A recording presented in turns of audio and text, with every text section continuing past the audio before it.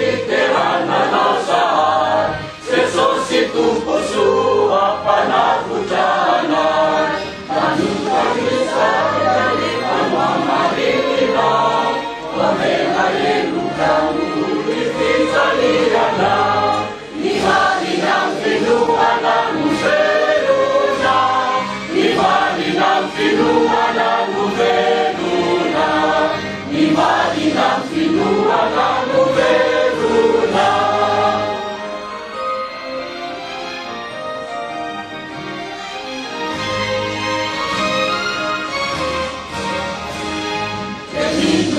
Matutyan o ito